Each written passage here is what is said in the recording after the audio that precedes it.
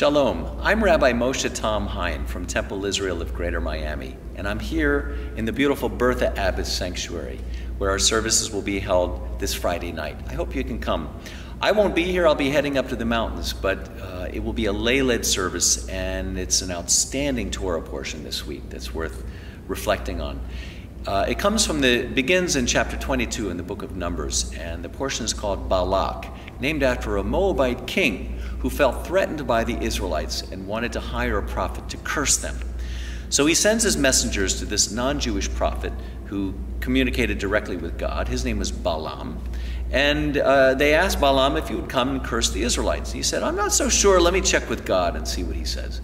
So God says, no, you really can't curse these people, you can only bless them. So Balaam says, forget it. So Balak sends another round of messengers to try to entice him to come. And finally he says, well, let me check with God. God says, oh, okay, you can go. But still, Balaam said, I can only say what God tells me to say. So they say, all right. So he goes to meet Balak, the king. They go up on a mountaintop. They look out over the people, and he speaks to God and says, okay, God, what shall I say? And out come these beautiful words of blessing.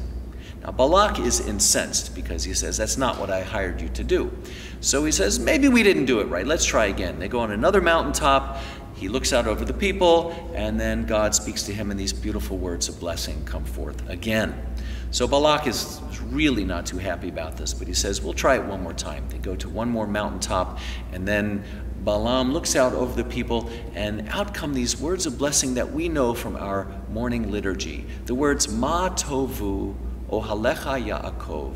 How goodly are your tents, O Jacob, your dwelling places, O Israel. And Balak said, forget it. That's not what I hired you to do, and they go their way. But there are a few lessons we can take from this. One is that other tribes and other peoples besides the Jews had a very close and intimate relationship with God. So there's a very universal message here.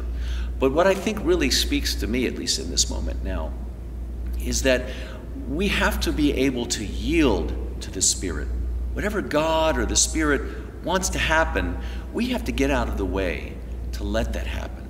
Sometimes it's not what we had in mind, and sometimes it's not what we wanted, but if we open ourselves to be aware of what's around us and allow the Spirit to move through us and to speak through us, and then we're more likely to be in tune with one another and with nature and with the universe and the will of our Creator. So may this lesson come into us and be with us so that we might be that blessing of which Balaam spoke. Shabbat Shalom.